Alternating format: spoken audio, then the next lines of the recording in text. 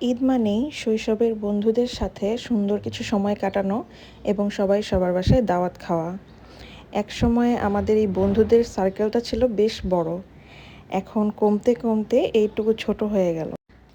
এমনটা ছিল ঈদের ষষ্ঠ সপ্তম দিন পর্যন্ত আমাদের বান্ধবীদের বাসায় ঈদের দাওয়াতই শেষ হতো না।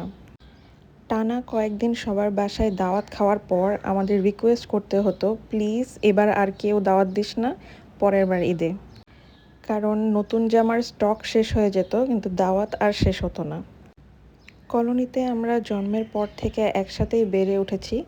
এই 3 দশক ধরে ফ্রেন্ডরা একসাথে থাকতে থাকতে সম্পর্কটা এতটাই গভীর হয়ে গিয়েছে আমাদের। 24 সাল পর্যন্ত আমরা এই দাওয়াতের রিচুয়ালটা মেনটেনও করেছিলাম সবাই।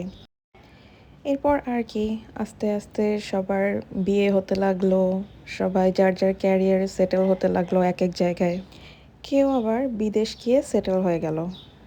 এই যেমন গত বছর আমিও ঈদ করেছি আমার শ্বশুর বাড়িতে, চট্টগ্রাম থেকে অনেক দূরে। কিন্তু যেখানেই ঈদ করি না কেন, সিওফেলের বান্ধবীদের সাথে এই ঈদের মুহূর্তগুলো সবসময় মনে গেঁথে থাকে। খুবই মিস করি আমাদের এই লম্বা দিনব্যাপী দাওয়াত খাওয়া, ঘুরোঘুরি করা এবং সবার জীবনের জমানো গল্পগুলো এবং পরিবর্তনগুলো নিয়ে দীর্ঘ আড্ডা। কত দ্রুত বড় হয়ে যাচ্ছে সবাই, ভাবা যায়?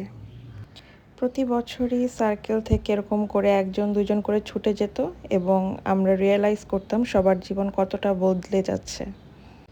এই বছর আবার কলোনিতে ঈদ করার সুযোগ হয়েছিল এবং ব্যক্তিগত জীবনের যাবতীয় দায়িত্ব পালনের পর আমাদের ঈদের কোয়ালিটি টাইমটা এসেছিল এবার ঈদের অনেকগুলো দিন পর।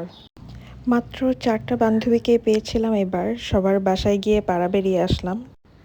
জ্যোৎস্না ভরা সুন্দর আকাশ ছিল সেদিন।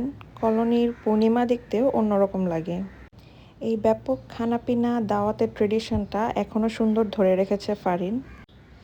এই সেই ঝামেলায় আমাদের সবার বাসায় মিস হলো, ফারিনের বাসায় কখনোই দাওয়াত খাওয়া আমাদের মিস হয় না। ফারিন খুব সুন্দর করে এই ট্রেডিশনটা পালন করে। আর এই যে আমাদের আরেক ফ্রেন্ড রজ, ক্যামেরা অন করলেই ওর কাজ বেড়ে যায়। রজ সবাইকে দেখাতে পছন্দ করে সে অনেক ভালো এবং উপকারী বন্ধু আমাদের সার্কেলের মধ্যে। যদিও আসলেই সে অনেক ভালো। হাঁটতে হাঁটতে আমার পা ফুলে গিয়েছিল, তাই রজ আমাকে সুন্দর করে মাসাজ করে টিপে দিচ্ছিল। এরকম ভালো উপকারী বন্ধু আল্লাহ সবার কপালে দিক, দোয়া করি।